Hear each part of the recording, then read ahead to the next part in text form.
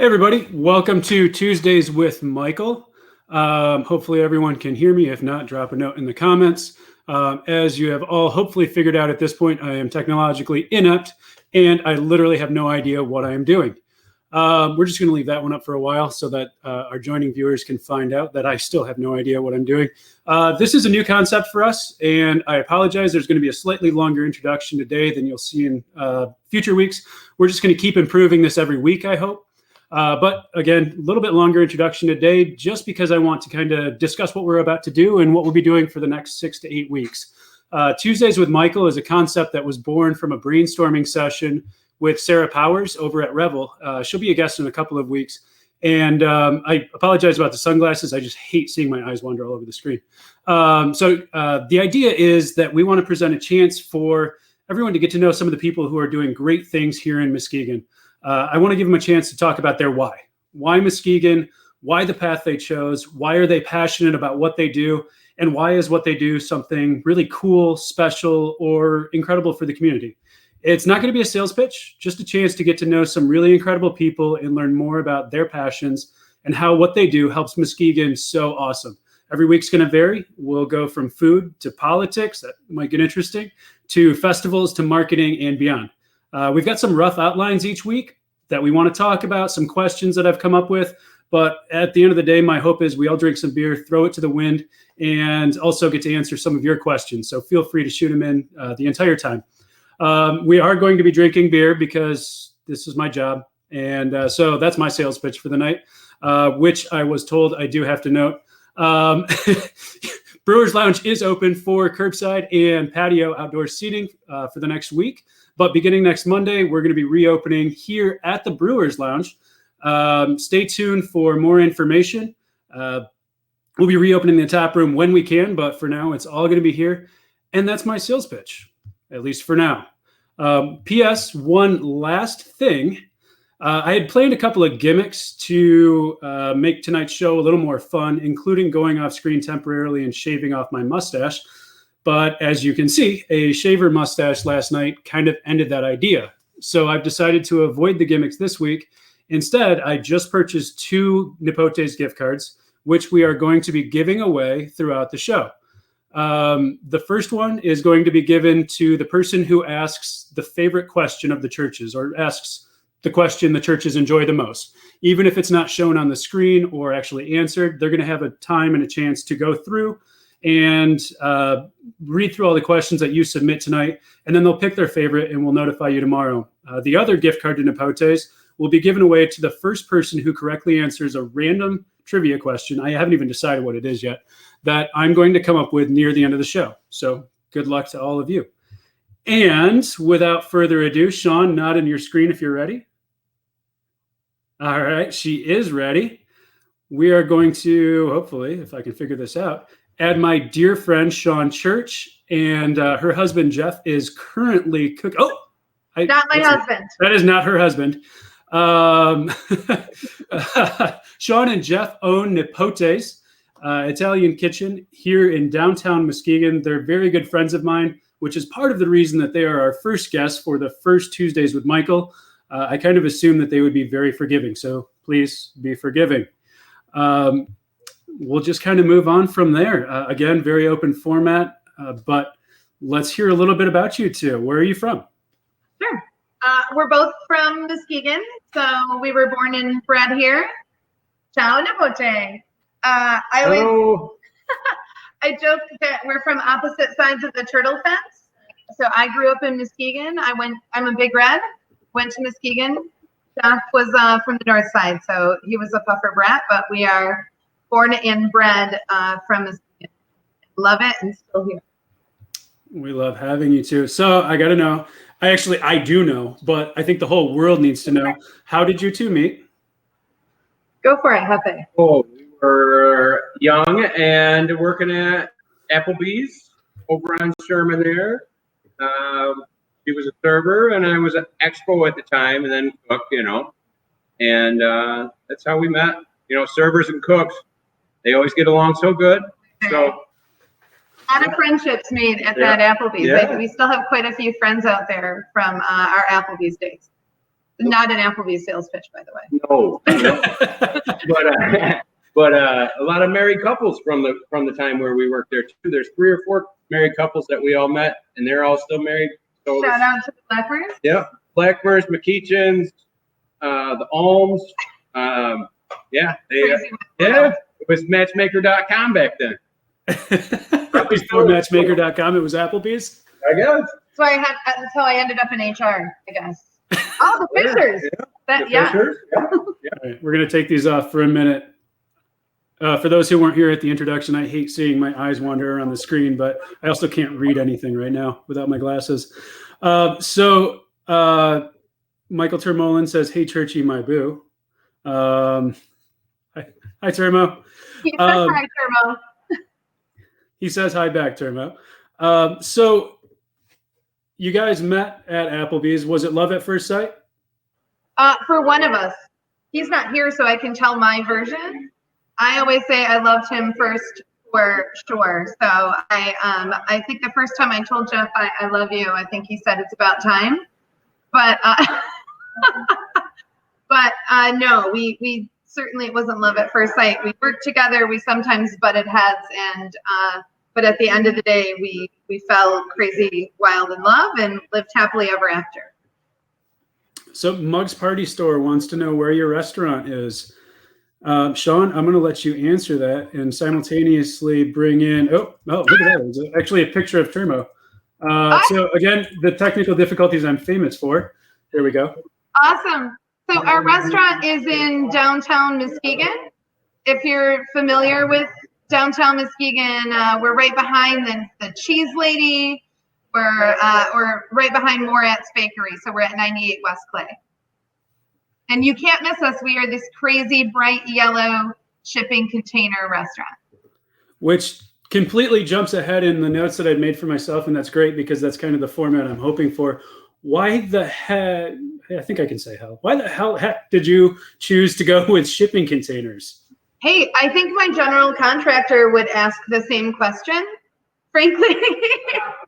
But I would say we knew we wanted to do something a little wild and a little different.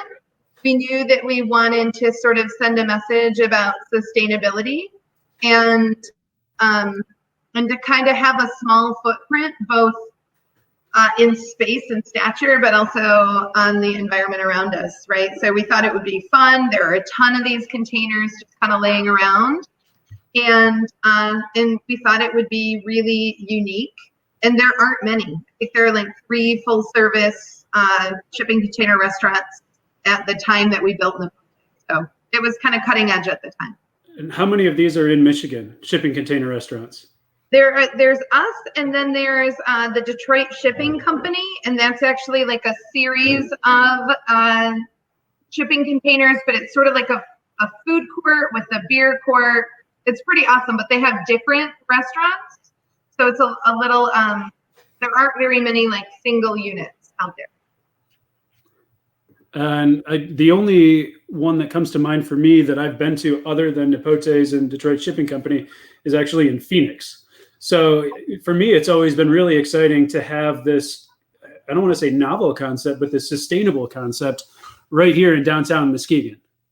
You know? Yeah, it was, like I said, we do a lot of things. I mean, listen, we got a lot of opportunity just like everybody else, but like when we pick our to-go containers, our salad containers are recycled bottles. We recycle cork and we go through a lot of it, popping bottles around here. And we do what we can to just send a message about not only reusing and recycling, but upcycling as well. Absolutely. So just, you muted. Did you mean to? Nope, I'm good. I got you. So kind of just running off on tangents now. Sustainability, why is it important to you and your restaurant? We have a big family, we have a crew, and we want to make sure that we have a place for them to grow up in. We want to take care of the world around us. So it's a big deal.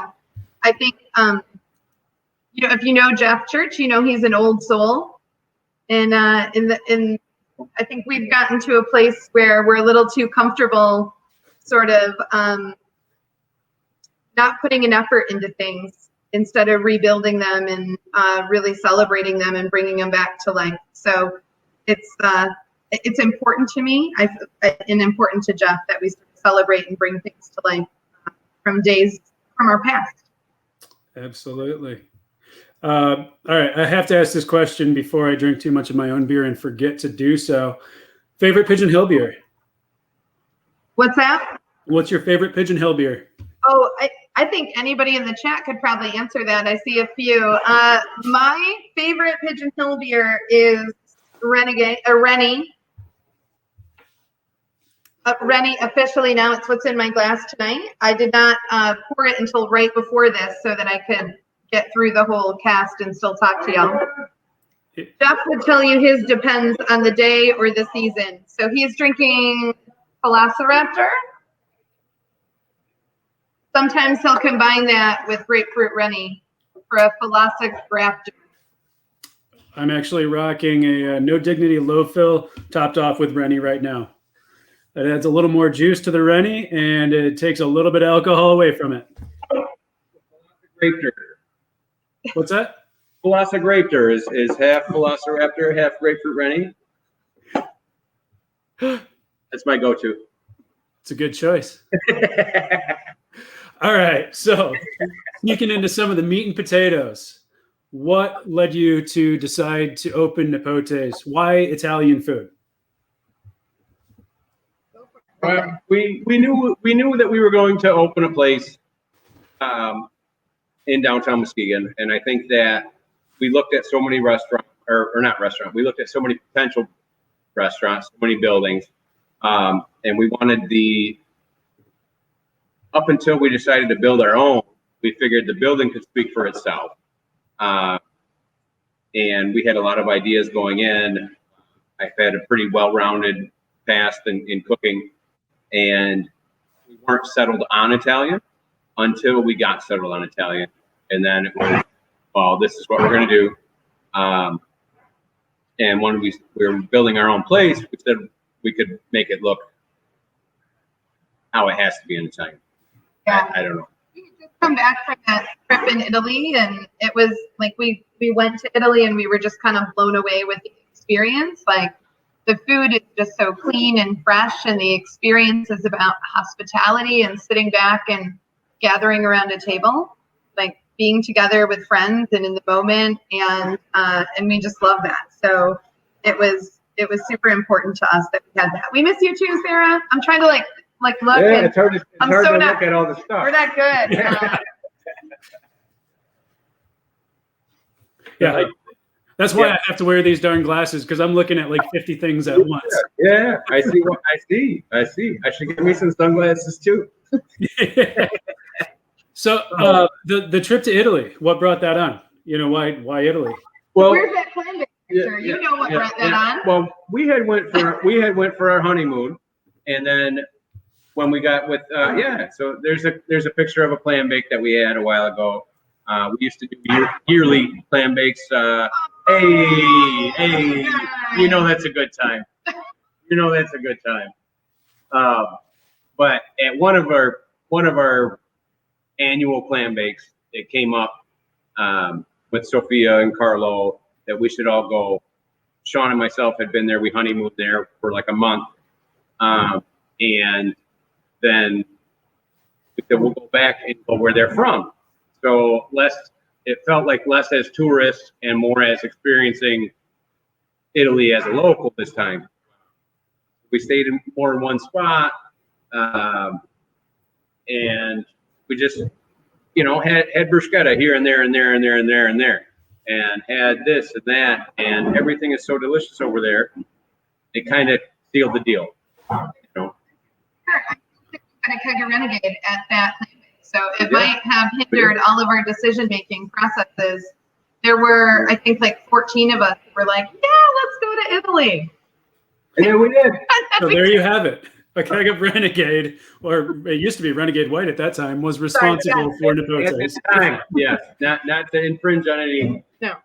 No, it's all good. Here, how I first described it to Jeff. Because then they had the red and the the black too, right? Yeah. I love that Renegade Black. We haven't had that in a while, but fingers crossed if we can get back to the point where we're making one-off beers again. We have Chris is on here to have me some of that. This is actually this question was on my list, and I'm going to bring it up right now because it's a great question that I'm really excited about. I just no. There we go. That's a good one. Do you source ingredients from other local businesses? Cheese Lady, local bakery, farmers market, etc. Talk a little bit about your ingredients. Yeah, for sure. We do as much as we can. So if you come in and get an antipasto board, you'll certainly get some awesome cheeses from the Cheese Lady. Even in our takeaway, we do a wine flight, and it features cheese from our neighbor, the Cheese Lady. She's phenomenal. We have a long history with not only with Shelly at the Cheese Lady, but also with Kathleen.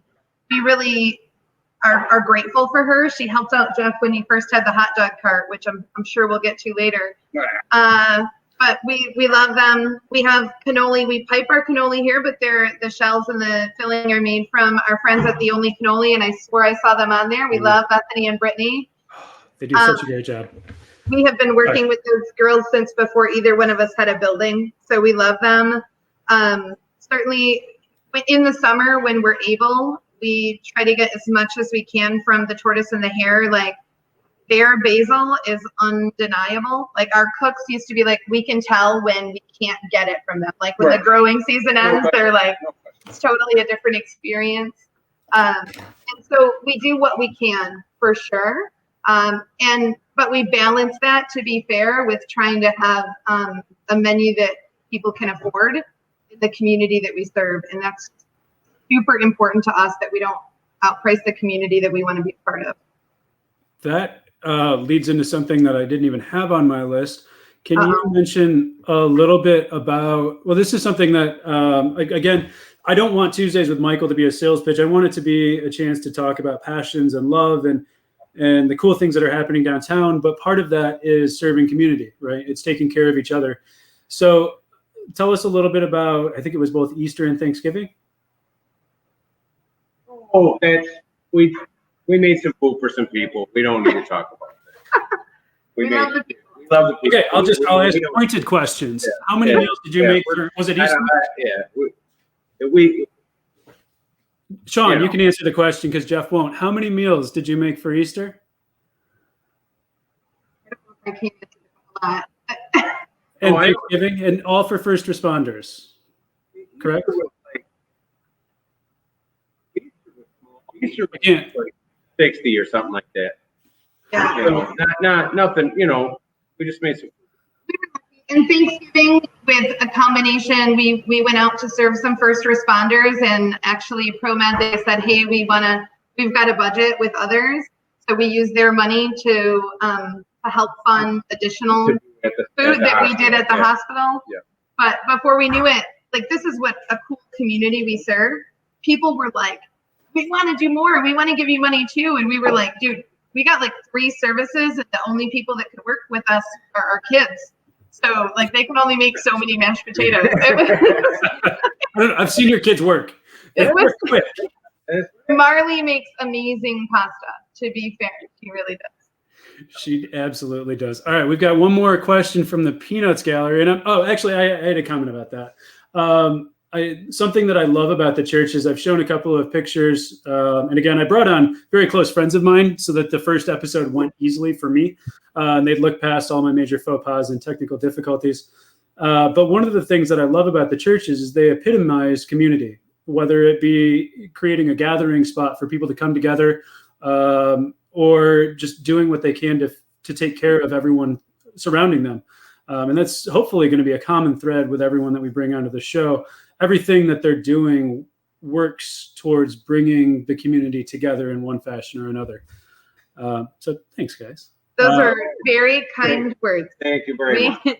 I don't know that we do that, but we have a great community to serve, right? And I think bringing people together around a table, and that's the thing that we hope to do really soon. We know there's power in eating together and breaking bread together, and I think we're really in a space that needs that kind of healing. So All good. One more question from the peanut gallery really quick, and then I've got a couple that I actually do kind of want to hit on. So and keep sending questions in, don't get me wrong. What's your favorite place to eat other than your own place? Because I don't know the answer to this. Oh, we like to eat at lots of places. Actually, the drawings for Nepotes in the way back before we even started this were done on the placemat of a Hearthstone with crayons. Very, very different than what we were allowed to create, but that was the plan. Love it. They truly have a classic hospitality, right? And we just appreciate that. Yeah. Love the food at The station wing. my station wings and my. There you go. You're not in. I'm not in. Station wings are a craving of mine. I gotta get them when I can get them. I'm always here. So like Mondays, I gotta get station wings. I let myself indulge like once every 3-4 weeks. I gotta get them.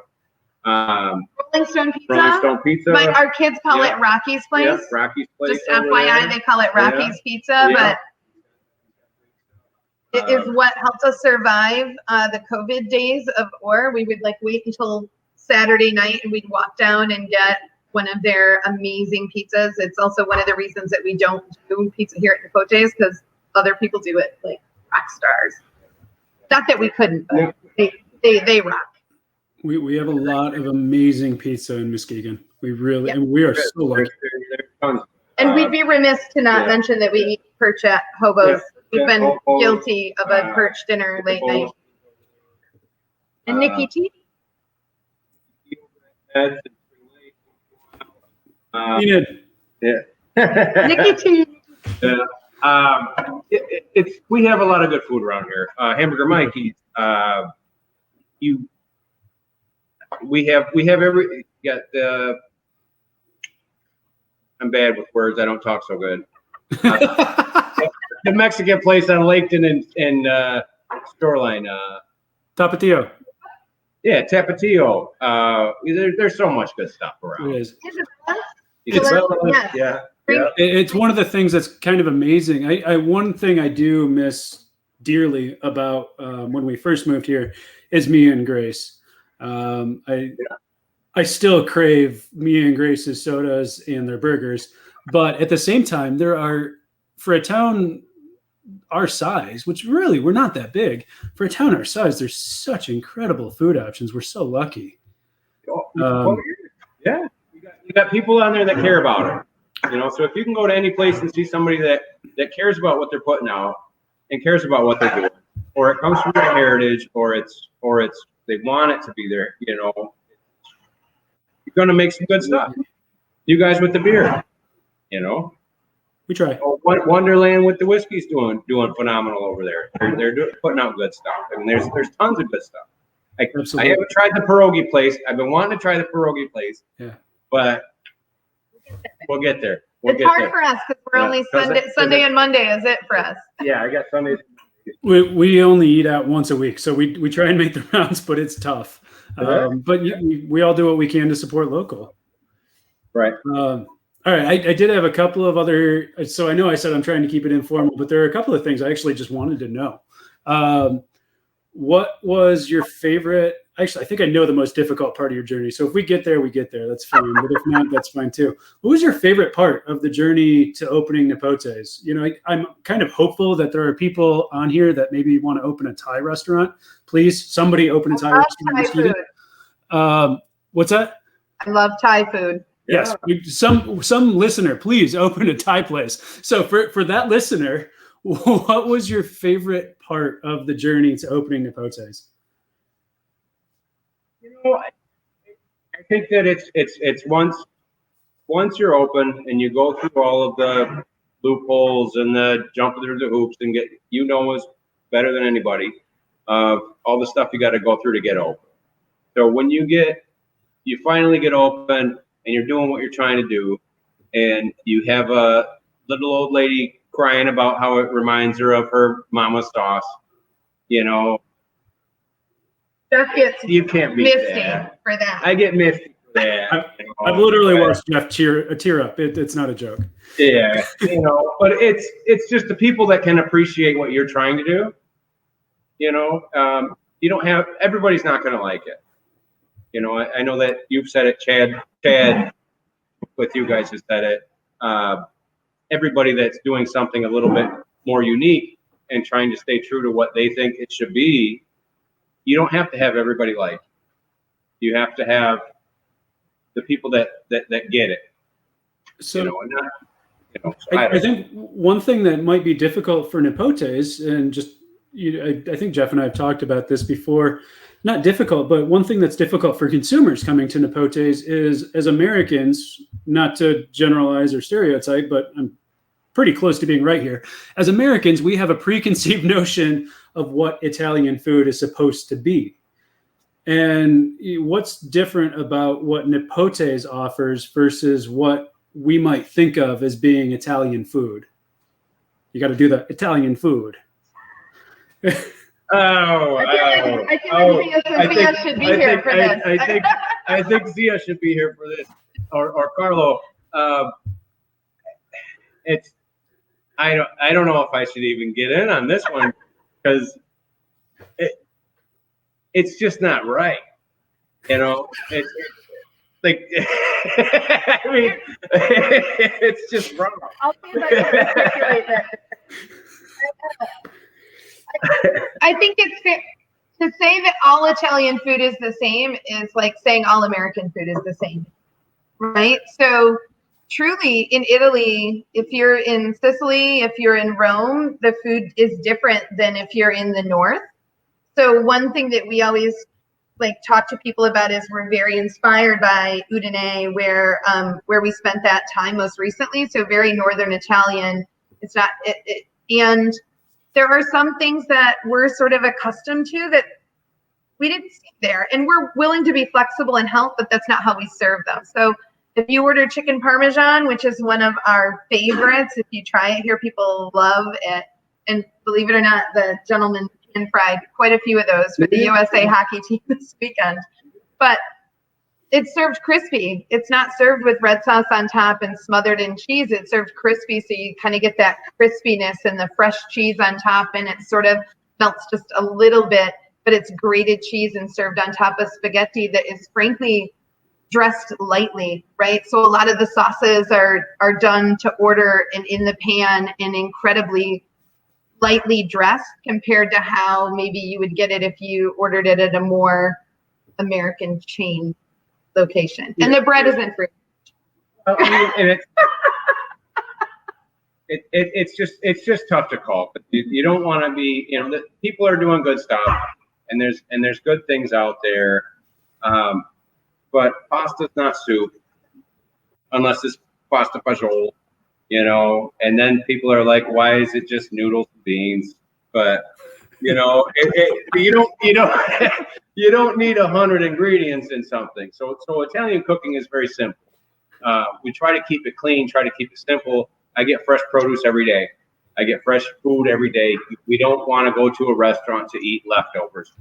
And I think that a lot of times with the prep process in a lot of restaurants, with the corporate boil a bag of something and call it soup, that's not what we do. So it's tough for me to say. But I think Italian food is supposed to be simple and clean. And if it's a pasta, aglio e olio, it's olive oil and garlic, maybe some red pepper flakes. Good olive oil, good olive oil, not the stuff. I've learned what she knows. I have learned what a difference good olive oil means, thanks to Nepotes, which in turn has benefited the cheese lady quite a bit. So Shelly, if you're listening, you can thank Jeff and Shawn for that. But it's incredible what a difference some really good olive oil makes. I've got a question from Dave, and it seems a little pointed. Maybe it's not, but maybe it is. So maybe Dave's I actually don't know if there's a connection with Dave Bashada. I know Dave Bashada. Hello. So he says, tell us how and where you got your start in the restaurant industry or restaurant business. Tell him an industry guy. And were there people along the way that inspired you to stay in it? Oh, if so, how? And this is a great question because I think so many people get burned out in the industry so quickly when if they had the right influence, they would be opening the Thai restaurant. Please, seriously. Yeah. Well, we're all aiming for that. Right. I started cooking when I was 14 at Mr. Quick's. So that was me. I was the morning guy at Mr. Quick's with real eggs. We were cracking hundreds of eggs every day. Mr. Quick's breakfast, if you don't know, you should know. Mr. Quick's breakfast. It is real breakfast food. Get you some Mr. Quick's breakfast. So I started there. I worked the front, the counter, the drive-through, the back of the house, blah, blah, blah, blah, blah. 14 till 17. Applebee's from 17 to 23. B-Dubs, Country Club, blah, blah, blah. Barbecue place, Famous Dave's. I ran Hobos for a while, the kitchen there. It's all I've ever done. I tried to go to school. I was going to school to be a pharmacist for a minute. Didn't pan out, but I think that you know the ratios and all that from cooking helped me there.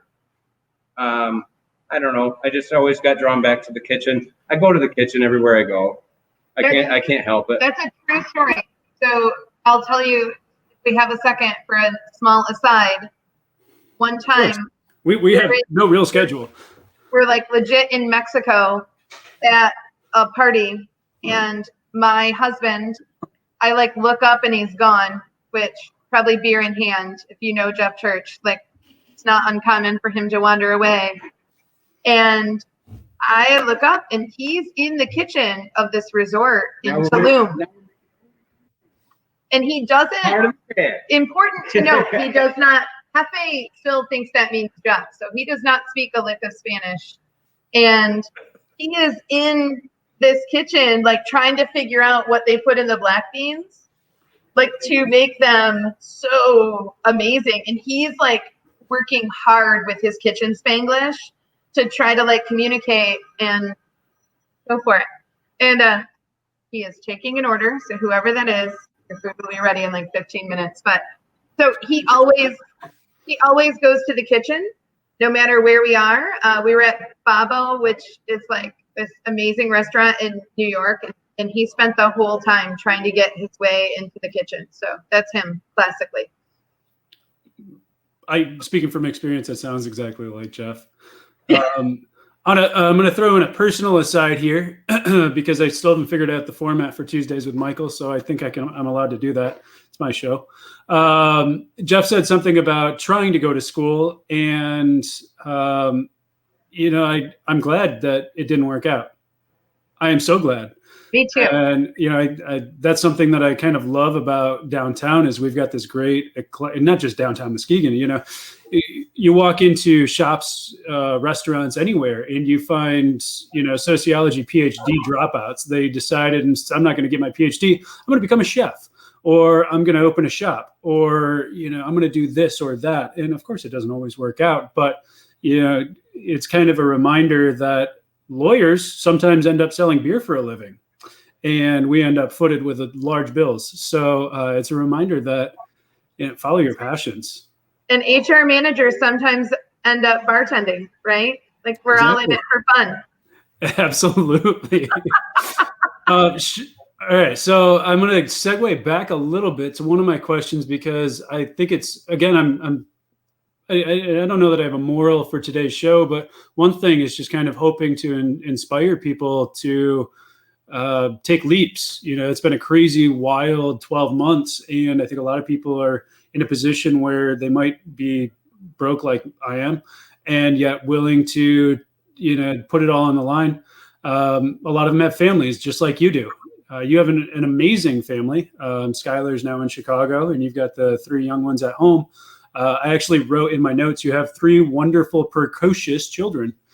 How have you balanced opening a business with the kids? Shift helped a lot during opening because we would shift a rotisserie chicken home for dinner. So you know that's a true story because you know us. But in all seriousness, it was really hard. It is really hard, but it's also important. Like, I think we want our kids to have a legacy and to know. And there's a picture of Marley somewhere, like making pasta in the window. And I just, every time I see it, it blows me away, right? Because I think as parents, we all, this is pre-COVID. So all of you haters, like we get a lot of hate on at one point about this because she's not wearing it. It's pre-COVID. So, but in all seriousness, like, we hope as parents that we can give a legacy to our children, right? That we can teach them something artisan. We can teach them our passion, that they have something that inspires them and gives them hope and worth and value. And it's so cool to see Marley in the kitchen. Like, Marley can do it. Marley can do it. So anybody that wants to make pasta against Marley, I guarantee you're going to lose. She's got it down. She's got it down. But that's a big part of how we balance it is our kids are part of this. Junior built Nepotes in Minecraft, when he was a kid, and would show it to the architect. We pulled them out of school the day that we set the containers. You put that picture up, Michael, and Kathleen, the original cheese lady, the OG of cheese, actually took that picture from her window of the kids because, we sometimes, I'm saying, like, it's important that your kids experience that with you, that they're part of knowing and building community. So for us, family is just a part of who we are and a part of building the restaurant. And some days it's really hard. And some days we shipped home a rotisserie chicken and we try again to be better the next day. I think all in all, the two of you do incredibly well balancing family with work. Just going to throw that out there. Again, there's a reason I chose having personal friends on the show for the first time. I can butter you up. You keep me sane. You keep me on track. It's all good. I like it. This is actually this question from Shanna. If I can answer real quick. Yeah, let me throw it up on the screen. Marley has expressed an interest in continuing the legacy, as she's already ready. She wants to drop out of school, but I won't let her. So there you go. And they gave a shout out to Savvy's Chili. So another little throwback to Pigeon Hill. Well before Nipotes, we were teaching our kids to cook, and they were rocking the Pigeon Hill Chili Contest. Savannah is a 2-time winner. And once got second. A 1-time honorable mention. True story. This was actually on my list of questions, so I'm just going to bring it back. What are you looking forward to in 2021? Actually, you know what? Here's one of me bouncing around. We're going to pause that. How did you adapt to 2020? How did you get through? Obviously, you've made it through. You're still sitting in the restaurant. Oh yeah. This ain't going nowhere. This is it. Like, we're not going anywhere. It's very heavy. Yeah, but no, it's made of steel. Yeah, it is. There's a lot of steel. Yeah, not going anywhere. Yeah. They said when we started that at least it was made with shipping containers, and they could haul it to the dump when we went out of business. So now you know. One person is all it takes. But no, 2021 it was. And still, or 2020 and 2021 still, we're in such a small space. 50% for the 3 months we were allowed to be open last summer. That's still cutting it lean. This 25% stuff, we're up in the air. We're gonna figure something out. I don't know what we're gonna do, but we'll get through it. You gotta roll with the punches and make it work. Take and bakes. Get your take and bake. I'm advertising. Get your take and bake. But you can't make up for those seats. There's no way to make up for those seats. We can do great on to-goes. That's what we've leaned on we've leaned on our community, and thankfully people have ordered and we can finally sell the wine to go, which has been really helpful. That's been a huge adaptable, and I think it was Jacqueline who asked us about sustainability, like again, sustainable options. So look, you are awesome, hey. Michael. So definitely get your takeaway cocktails and wine. So we've adapted that way. Like when we first opened, we didn't even do takeout food. And we're really lucky that, Jeff has the capability to be both front and back of the house. And we have Terrell. You saw him earlier on in the day. So we're making it through just like anybody else. But what we're this year, I'm going to throw out something that I've been really impressed with is you had a business model that we all started the year with a business model, and we all kind of made it to March 13th. Was it March 14th? 17th. And we took our business model. Officially like St. Patrick's Day. Yeah, we crumpled it up. We threw it out the window, and I think one of the great things about your business model is the fact that you came in, you didn't want to be the biggest, you didn't want to be the baddest. You came in, you wanted to be a small mom and pop operation with a good, just a good core team. And, from an outsider's perspective, that's exactly what allowed you to pivot. Jeff, I can run by Nipotes literally 5 days a week, any time of day, and knock on the window and say hi because you're there. And sometimes I get to say hi to Shawn, sometimes to the kids. But it's been really impressive to see how you literally took a full service restaurant with no takeout and turned it into a curbside restaurant overnight. Luckily, I shouldn't say luckily. I should say that we're blessed of our experience to say that we're small for one, small footprint. Originally, at the beginning, I wanted to do like 15 seats and do like chef's steak, like of course like Malta Mario used to be, back before his controversy or whatever. I wanted like 15 seats and seated. Our place is very small. I've ran front of houses, I've ran back of houses, and to transition it into online ordering and takeout is not what we want to do, but that's why we streamline the menu. So the stuff that isn't going to be good, people can understand that we don't do the house-made pasta to go.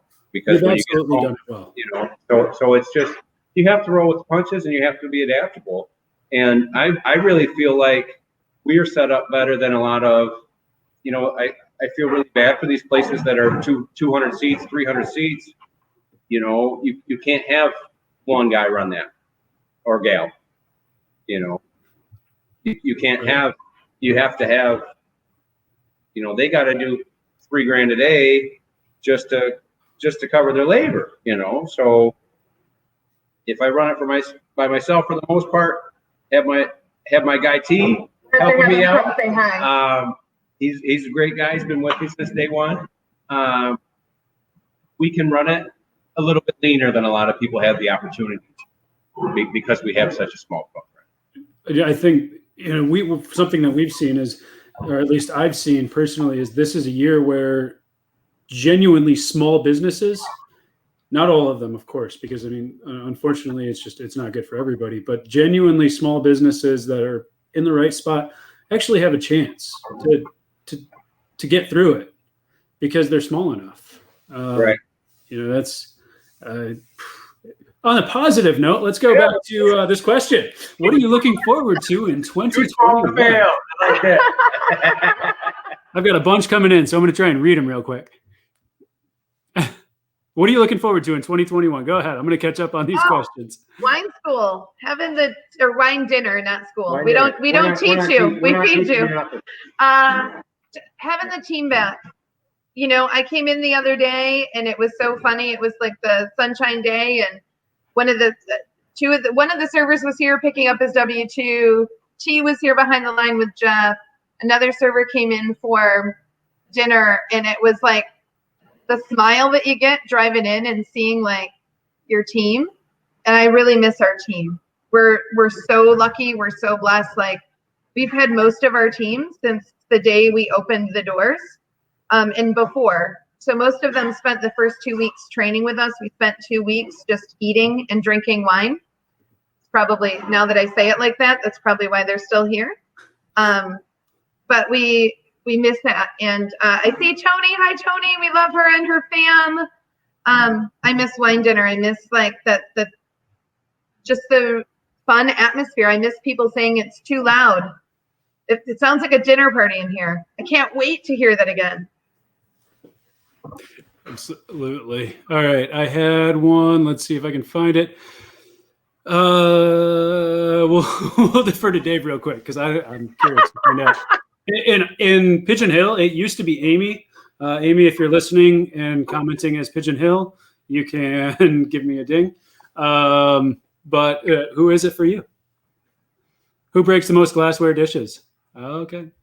Well, I'm here 100 hours a week, so That's true. You know, that is I'm gonna drop Fair. something time to time. Fair statement. Yeah.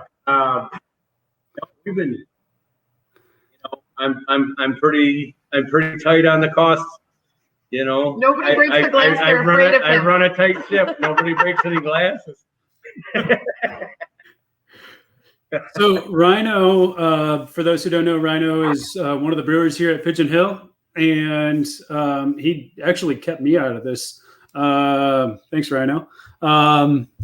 Rhino says the sausage and peppers to go kept Shawn, Chad, and I sane during the first shutdown. I would actually include myself in that equation. Although all I did was drop in when I knew lunch was being served because I wasn't actually working from here. I would just show up to eat. That was actually something that I had. It can be so crazy tough to stay sane as a small business owner in a normal year. And then we have a year like this. So, are there hobbies, things that you do? How do you stay sane? I wouldn't know anything about that, Michael. Well, all right. So Jeff is out because Jeff is officially not sane. Come on, how do you stay sane as a small business owner in this year? And in general, you got to exercise. You got to get up. You got to get moving. Get your sunshine. Get your water. You got to drink your water. I would move to show you where his bike has been since the day the restaurant opened, but I feel like I should. Although I don't want to. You probably should. I don't want to give anybody vertigo. I'll go slow. But see the wine bottle? That's right. It's a very expensive wine rack. Yeah. So we do try, though. Obviously, like we've got a lot of awesome friends at Run Muskegon. We have a lot of awesome friends. The day before we opened, I did the run swim with Rich. I'll never forget it because I didn't sleep the night before, and I remember saying, like, I think I just fell asleep in the water, like swimming. So we do try. We live in a pretty awesome place. We're definitely not as active as we used to be, but we try to keep out and keep moving. Absolutely.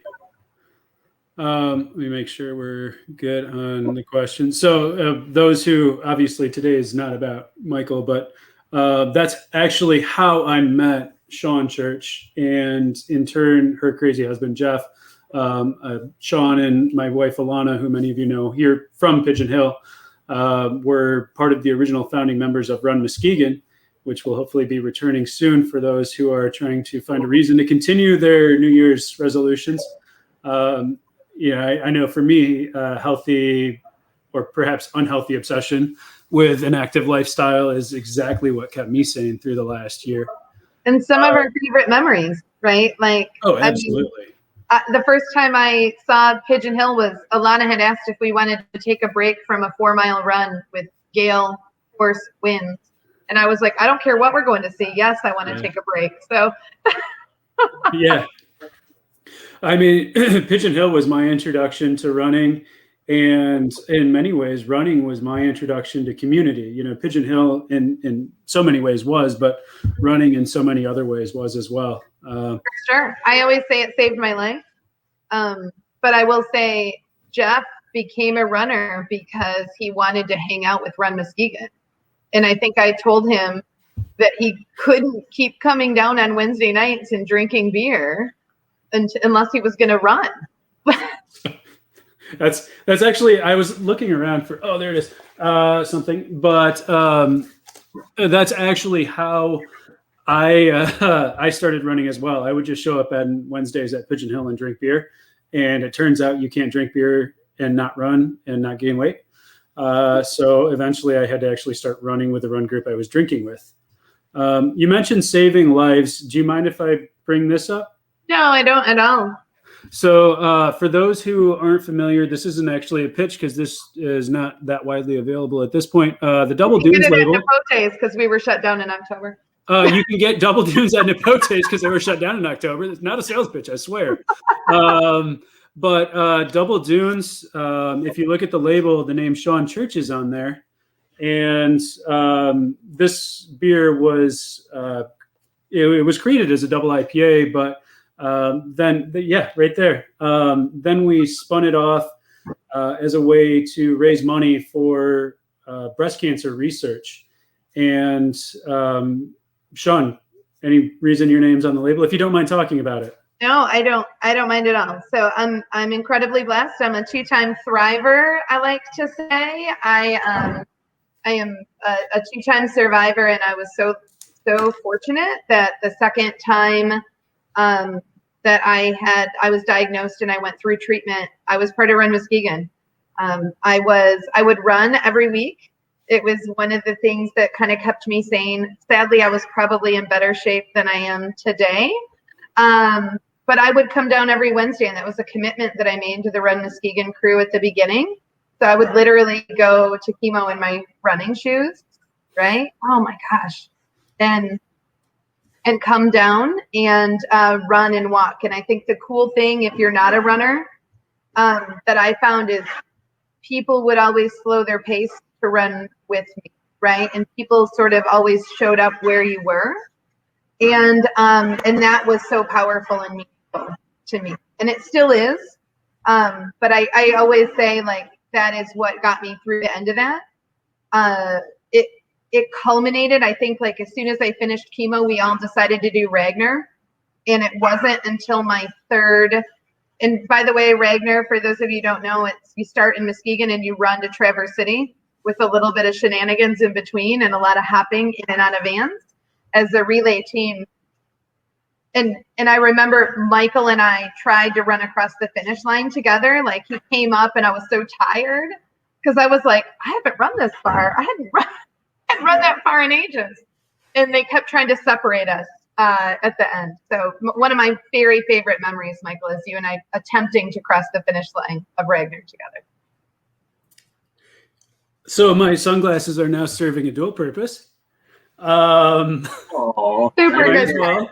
It's not where Tuesdays with Michael are supposed to go, Shawn. That's one of my favorite memories of running. It's also when my husband tried to steal my running partner. So like back then I couldn't run as far, so he tried to run the half marathon and tried to steal my running partners. Yeah. Whew, all right. Whew. That story went in a direction I did not expect. I ran with Heidi. Hey, Heidi, you're watching. So Heidi Seitzma. Yeah. All right. So Shawn has always been one of the examples, just throwing a personal note out there. Again, for those who haven't been here the whole time, I picked friends who would go easy on me this first time with Tuesdays with Michael. And Shawn has always been one of my personal inspirations. Rhino actually chimed into the comments, run and not grow weary. And I'm not crying, not crying. Yep, one more. Yeah, like I said, these are playing double duty now, so we're good. Oh my God! Somebody get me a Soul Sister. I got to get out of this. So Soul Sisters were invented at Pigeon Hill. We split beers. Whew. All right, we're gonna move on to something that is not gonna make me need these to cover tears. All right, you know what? I think it's time for a trivia question. Yes. Let's Yes, go that there. sounds So, great. as I mentioned before, best questions, and you can still throw them in. Shawn and Jeff are going to pick their favorite question of the night, but they'll do so between tonight and tomorrow, and I'll notify you. That way, if it didn't get answered, you can still win. And you will get a Nepotes gift card. The other Nepotes gift card I will award in just a few seconds here to the first person that correctly answers a trivia question in the comments. And I'm going to pick a question I don't know the answer to so that I can't help you at all. I actually need to think of a question, though. I didn't get that far. Like Jeopardy? Or I think we're going to have to answer. Yeah, well, you have to tell me when it's correct because I don't know. Okay. Let's go with Shawn. What is your favorite color? Don't answer it. Let's comments. What is Shawn's favorite color? First person to get it correct gets a Nepotes gift card. Now we just sit here and awkwardly wait. I didn't think that part through. They're not going to have time for this. They don't know what he's going to get it. We've got Bo. Wow. Oh, crap. They're coming in fast.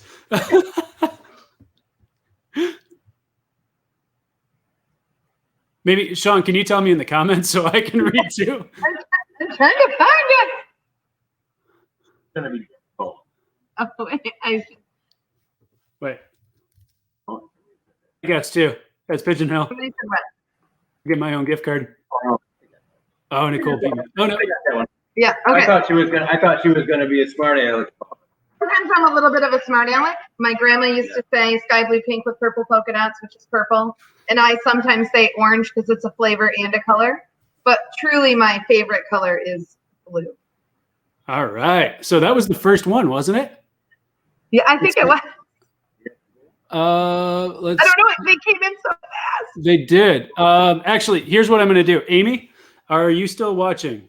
If so, I'm going to have Amy answer based on timestamps. If not, I will go through because that actually worked better than I thought it would. Again, I have no freaking clue what I'm doing. Wait, we actually have a banner for that. I have literally no idea what I'm doing. Hashtag there's a banner for that. Yeah, there is a banner for that. So we will figure out who said it first. If you think it was you, just reach out in the comments again. And then I will get a hold of you and I will get you that gift card yet tonight. And then for the other gift card, Shawn and Jeff are going to pick their favorite question. So you're totally welcome to tweet Amy is here, but she didn't hear the color. Amy, it's blue. Thank you, Amy. Amy's like my right hand. She literally is the only thing. She's awesome. She's amazing. So feel free to keep throwing some questions out until we wrap this up, because even if it doesn't get answered, Shawn and Jeff will be able to still pick it as their favorite, and I'll get a hold of you tomorrow so that you can get your Nepotes gift card. Awesome. And everybody's a winner, right? Because will you throw up that other banner from us? Yeah. So I did not egg this on. Again, it's not a sales pitch, but Jeff and Shawn are pretty amazing and they love the Muskegon community. So they, for my future guests, you don't have to do this. It's totally okay. But yeah, Jeff's like, no, they do. Jeff's open for. Jeff's like, I need 20% off cheese lady. No. I do. Because I'm drinking. I'm joking. So they picked 6.5% because we think that's the per ABV of Velociraptor, and I couldn't remember off the top of my head. Not tonight, but tomorrow and Thursday, you can use the coupon code Pigeon Hill on the Nepotes online ordering for 6.5% off your tab at Nepotes. I'm just going to leave that up for the rest of the show, or at least for the next few minutes. We do have a couple of comments coming in. So before we finish, I've got one more question, but is there anything that you guys had? Like, is there anything you want to talk about or say? It's okay. No, I don't know. Jeff is messing with the computer. At the screen. It's too much. I can't. Welcome to my world, man. I'm dying here. I got my sunglasses. What is it? I can't believe it's so neat to see all the comments and all the people. I joked earlier today at work. I was like, oh yeah, it's gonna be me and Michael having a beer. So it's just really nice. We really miss the community. We really miss all of you. It's just great to see people, even if it's in this sort of very virtual sense. Yeah, absolutely. All right. So my final question for the two of you, and I think we're probably going to end all of Tuesdays with Michael with this. What's your perfect day in Muskegon?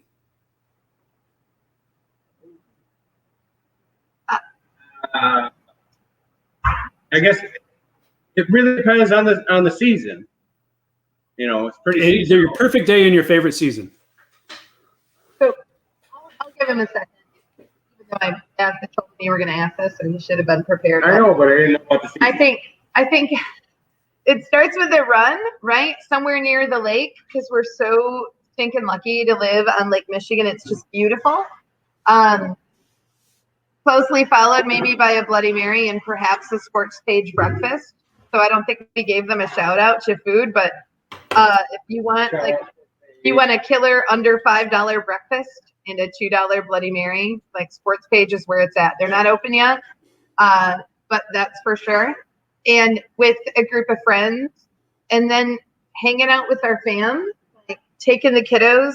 One of our favorite, I know I've said Pigeon a few times today, but it really is like one of the places where we gather around a table and there aren't TVs and there aren't distractions, and we're probably playing Monopoly Deal or Trivial Pursuit. Yeah, having a great time surrounded by the people that we love and care about. So for me, that's it. It's food, it's family, it's friends, and it's enjoying all of this.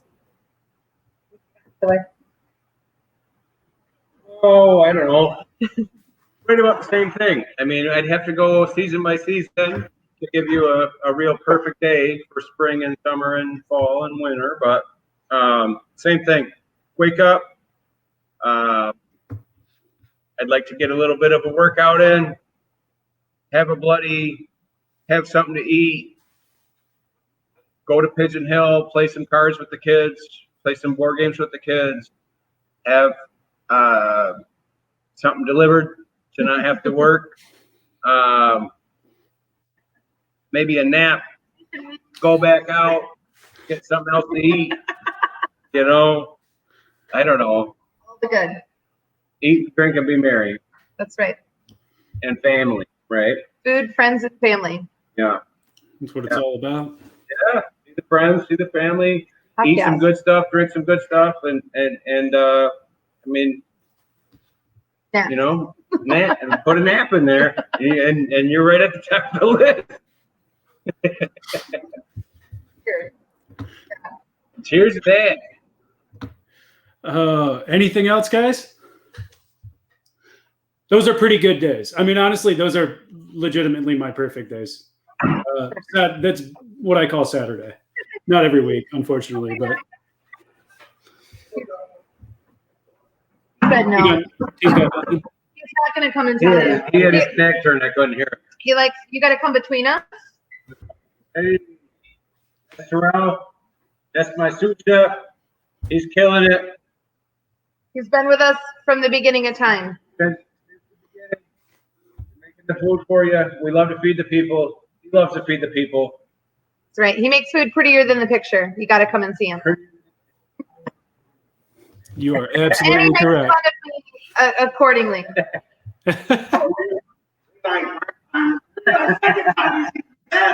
They can't hear you. You're not close enough. All right, so according to Amy, Jackie Huss won the gift card, but she can only scroll up so high on the comments. According to Tony, Jackie also guessed first. Jackie Huss also guessed first. I will verify that, Jackie. And this sounds really creepy, but I know where you live, which is the downtown Muskegon. We're neighbors. So, like I said, it's the joys of living in downtown Muskegon. We kind of all know where we live. Hey, Becky. Hey, Jack. Hey, Becky. Hey, Jack. Miss you guys. All right.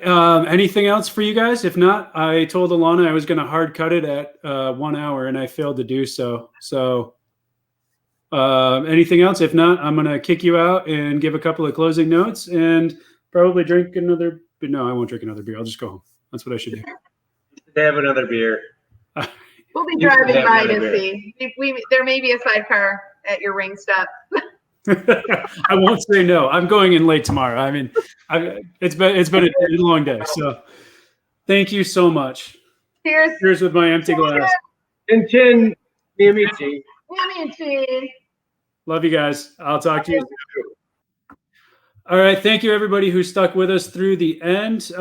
Here, let me put this is really weird, but I seriously hate. There we go. I hate having to look at my face and see my eyes wandering all over.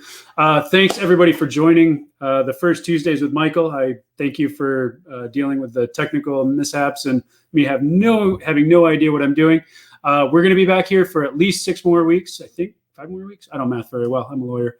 But we're going to be back here for a few more weeks. Next week, we have special guest Michael Ramsey. I mentioned we'll be talking about politics on the show. That's next week. We're going to be talking about politics as well as how nonprofit entities can help out building community and help out Muskegon. Michael is he's a city commissioner and also with Community Encompass. And then the week after, I'm really hoping that I have some cheese sitting on my desk because I'm going to have Shelly Lewis from the Cheese Lady. And beyond that, you'll just have to stay tuned. Thanks, everyone, for joining in, and I hope you all have an awesome night.